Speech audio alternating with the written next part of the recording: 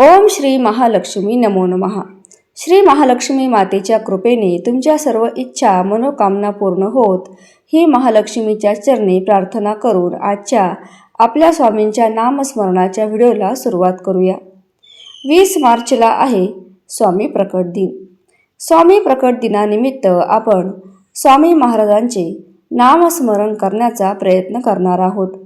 यामुळे नामस्मरण केल्याने आपल्यावर स्वामी महाराजांची कृपा ही राहणार आहे। तसे स्वामी समर्थ नामस्मरणाचे काय महत्त्व आहे आणि सतत स्वामीचे नामस्मरण केल्याने काय होते हे आजच्या व्हिडिओमध्ये आपण पाहणार आहोत। त्यामुळे व्हिडिओ कुठेही स्किप न करता शेवटपर्यंत नक्की पहा आणि कमेंटमध्ये श्री स्वामी समर्थ लिहायला विसरू नका। ऐसा षडाक्षरी मंत्र प्रीतीने जपावा, अहोरात्रतेने सर्वार्थ पाप जाते हो। श्री स्वामी चरित्र सारामृतातील अत्यंत महत्त्वपूर्ण ओळी आहे। श्री स्वामी समर्थ हा षडाक्षरी मंत्र अगदी मनापासून प्रेमाने सतत दिवस रात्र केल्याने अशा व्यक्तीला सर्व काही प्राप्त होते। स्वामी नामाचा जप केल्याने चारही पुरुषार्थ येते हाता। याचा अर्थ काय तर स्वामी नामाचा जप केल्याने चारही पुरुषार्थ म्हणजे धर्म, अर्थ, काम आणि मोक्ष यांची प्राप्ती होऊन जन्ममृत्यूची पुनरावृत्ती होत नाही आणि त्यामुळे सतत नामस्मरण करत राहावे। स्वामी आणि बाळप्पा यांच्यामध्ये एकदा संवाद होतो। स्वामी म्हणतात, बाळप्पा, अरे आमची भक्ती असली तरी मनुष्याला स्वकर्माने प्राप्त झालेले प्रारब्ध त्यांना भोगावेच लागतात। बाळप्पा महाराज विचारतात की यावर उपाय काय? तर स्वामी म्हणतात की पापाचे एकदा विपरीत प्रारब्धामध्ये बदल झाल्यावर त्या प्रारब्धाला भोगल्याशिवाय पर्याय नाही।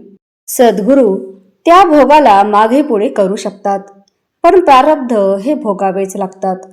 अरे म्हणूनच आम्ही नामस्मरणाला एवढे महत्त्व देतो। स्वामींनी स्वतः नामस्मरण करावे असा उपदेश केलेला आहे आणि म्हणूनच आपल्या गुरूंच्या आज्ञेनुसार आपण नाम जप करत राहिले पाहिजे। स्वामी स्वतः सुद्धा भगवान शंकराचे सतत ध्यान करत असत। नामस्मरण ही सगळ्यात सोपी पण प्रभावी उपासना आहे।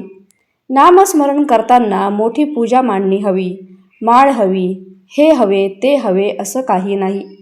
नामस्मरण करताना तुम्ही किती एकाग्र चित्ताने नामस्मरण करता, किती मनापासून नामस्मरण करता हे महत्त्वाचं आहे।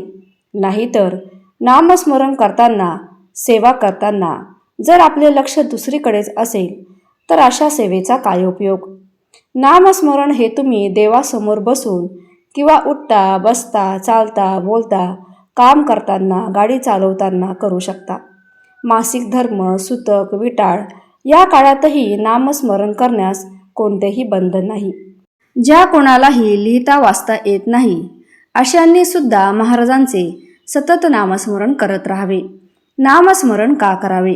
स्वामींनी आपल्याला त्यांच्या चरणी स्थान द्यावे। स्वामींचा कृपा आशीर्वाद सतत आपल्याबरोबर राहावा, आपल्याला स्वामींची प्राप्ती व्हावी यासाठी सतत नामस्मरण करत राहावे। आता बघूया की नामस्मरण केल्याने काय होते। सतत नाम जप केल्याने आपल्या भोवती स्वामींचे संरक्षण कवच निर्माण होते। आपल्या दिवसाची सुरुवात ही नामस्मरणाने करावी। याने आपला दिवस उत्तम जातो, मन प्रसन्न राहते, आपण उत्साही राहतो, दिवसभरातील सर्व कामे यशस्वीरित्या पार पाडतात। मंत्राच्या जपाने आपले विचार सात्विक शुद्ध होतात, बुद्धी विचलित होत नाही, मनामध्ये वाईट विचार येत नाहीत, आपल्याला वाईट कृत्यांचा पश्चाताप होऊ लागतो, आपली विचारशक्ती वाढते, कोणतेही काम आपण चांगल्या पद्धतीने करू शकतो, मनाची ताकद वाढते, आपले मन खंबीर बनते, आपला राग कमी होतो, राग आला असता पटकन निवळतो। ज्यांना खूप राग येतो त्यांनी तर स्वामींचा श्री स्वामी समर्थ हा मंत्र सतत जपत राहावा। नामस्मरणाने मनशांती लाभते, स्वभाव दोष कमी होतात। नामस्मरण केल्याने आपले आरोग्य चांगले राहते, आरोग्याच्या तक्रारी तसेच जुना आजार असेल तर त्यामध्ये देखील सुधारणा होते। जर आपण आपल्या घरामध्ये सतत नामस्मरण करत असू तर घरातील वास्तुदोष हळूहळू कमी होऊ लागतात। घरामध्ये सकारात्मक स्पंदने तयार झाल्याने घरातील वातावरण उत्साहाने प्रसन्न होते, बाहेरील बाधा किंवा कोणत्याही अघोरी वाईट प्रकारापासून आपले संरक्षण होते। सतत नामस्मरण केल्याने आपल्या प्रारब्धाची तीव्रता देखील कमी होते आणि ही कमी झाल्याने भविष्यातील संकटे दूर होतात आणि संकटे आलीच तर त्यातून लवकर मार्ग देखील मिळतो. संकटांना सामोरे जाण्याची ताकद मिळते. श्री स्वामी चरित्र सारामृतातील वर्णनाप्रमाणे बाळप्पा महाराजांनी सतत स्वामींचा श्री स्वामी समर्थ मंत्राचा 1.25 लाख जप केल्याने त्यांच्या नाभीतून विषारी पुडी बाहेर पडून त्यांचे प्राण वाचले होते आणि त्यामुळे स्वामींच्या या नामस्मरणामुळे विषबाधा होत नाही. आकस्मिक संकटापासून संरक्षण होते. सतत नामस्मरण केल्याने धैर्य वाढते आणि त्यामुळे मनातील चिंता ताण कमी होतो. आत्मविश्वास वाढतो. मनाची चंचलता कमी होते. मन एकाग्र होऊ लागते. मनाची शक्ती वाढते. आपला उतावळेपणा कमी होतो. मन एकाग्र झाल्याने आपले आध्यात्मिक, शैक्षणिक, वैयक्तिक प्रगती देखील होते. आपली निर्णय क्षमता वाढते. हाती घेतलेल्या कामात योग्य मार्ग दिसून येतो. यश मिळते. एखाद्या व्यक्तीकडून होणारी फसवणूक, चोरी, लबाडी यापासून आपले संरक्षण होते. लहान मुलांनाही स्वामींच्या नामजपाची सवय लावावी. 11 किंवा 21 वेळा तरी त्यांच्याकडून नामजप करून घ्यावा. मुलांना स्वामींचे नामस्मरण ऐकवावे. याने मुलांवर चांगले संस्कार घडतात. त्यांची बुद्धिमत्ता वाढते. मुलांचे आरोग्य चांगले राहते. शिक्षण चांगले होते. खोटेपणा, व्यसन, वाईट संगतीपासून आपली मुले देखील लांब राहतात. एखाद्या व्यक्तीला व्यसन असल्यास नामस्मरणाची सेवा करावी. याने आपले व्यसन सुटण्यास देखील मदत होते. ज्यांना व्यसन सोडायचं आहे त्यांनी डॉक्टरी उपचाराबरोबरच नामस्मरणाची उपासना करावी. तसेच घरातील व्यक्ती हरवली असेल तर अशा वेळेला तुम्ही नामस्मरणाची संकल्पयुक्त सेवाही करू शकता. स्वामींच्या मंत्राच्या जपाने तिचा शोध लागण्यास मदत होईल. घरात सतत कटकटी, वादविवाद, भांडणे होत असल्यास नित्य नामजपाने वादविवाद थांबतात आणि घरातील सदस्यांमध्ये एकी निर्माण होते. कर्ज झाले असेल तर ते संपवण्यासाठी आर्थिक मार्ग मिळतात. आपली आर्थिक परिस्थिती सुधारते. आर्थिक परिस्थितीतून सुधारण्यासाठी, कर्जातून बाहेर पडण्यासाठी कष्ट तर केलेच पाहिजेत. पण नित्य नामजपाने आपल्या कष्टाला स्वामींचे आशीर्वादाची जोड मिळाल्याने कर्जमुक्ती लवकर होते. आपल्या आर्थिक समस्या मार्गी लागतात. नामाच्या जपाने सतत स्वामींसोबत असल्याची देखील जाणीव होते. घरामध्ये स्वामींचा वास राहतो. स्वामींची सतत प्रचिती येत राहते. सतत नामस्मरण केल्याने अहंकारी वृत्ती, मीपणा, खोटारडेपणा, लोभीपणा, रागीट स्वभाव असे दुर्गुण कमी होऊ लागतात. नियंत्रणात येतात. आपण नम्र होतो.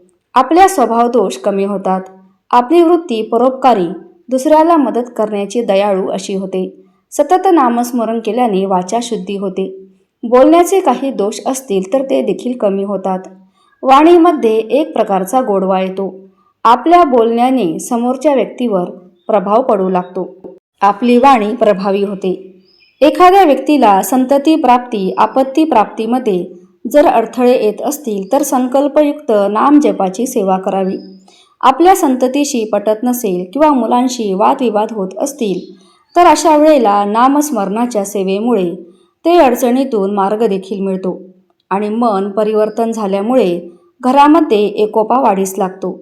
स्वामींच्या नामजपाची संकल्पयुक्त सेवा करावी. याने आपला व्यवसाय, धंदा, शिक्षण, नोकरीमध्ये प्रगती होते. मनासारख्या चांगल्या ठिकाणी नोकरी देखील मिळते. व्यवसायामध्ये वृद्धी होते. कोर्ट कचेरीस, स्थावर मालमत्ता यासारखी कामे देखील होत नसतील किंवा या कामामध्ये त्रास होत असेल तर नित्य नेम जपाने मार्ग मिळतो. आपल्या मुलांचे विवाह जुळत नसेल, विवाहामध्ये अडथळे येत असतील, जोडलेले लग्न मोडत असेल, वैवाहिक जीवनामध्ये काही त्रास होत असेल तर स्वामींच्या नामजपाच्या सेवेचा नवस बोलून नामजपाची संकल्पयुक्त सेवा केल्याने हे दोष देखील दूर होतात. घरामध्ये सतत नामस्मरण करत राहिल्याने पितृदोषातून ज्या समस्या उद्भवतात त्या हळूहळू दूर होऊ लागतात. रात्री झोप येत नसेल तर शांत झोपण्यासाठी झोपण्यापूर्वी नामस्मरण करावे. सतत नामस्मरण केल्याने आपल्या प्रारब्धाची तीव्रता कमी होऊ लागते. प्रारब्ध शुद्धी होऊ लागते. हातून चांगले कर्म होऊ लागतात. जन्मांतरीची पापे नष्ट होतात. जन्ममृत्यूच्या फेऱ्यामधून माणूस अडकून न राहता त्याला मोक्ष प्राप्त होतो. रोज दैनंदिन जीवनामध्ये काही चुकांमुळे अनेक दोष आपल्याला लागत असतात. आणि या दोषामुळे जे पाप लागते त्याच्यापासून नामस्मरणामुळे मुक्तता मिळते आणि जीवन सुलभ होते. स्वामींच्या सतत नामस्मरणामुळे सद्गुरूंच्या नामाची गोडी लागते. सेवा उपासना वाढू लागते. कंटाळा येत नाही. आपली आध्यात्मिक प्रगती होते. मनाला सतत नामस्मरणाची सवय देखील लागल्याने न कळत सुद्धा आपल्याकडून नामस्मरण होत राहते. स्वामींच्या नामस्मरणामुळे गुरुफळ लाभते. गृहकुंडली दोष असेल तर ते देखील नष्ट होतात. तर अशा प्रकारे स्वामींच्या नामस्मरणाचे अनेक फायदे आहेत.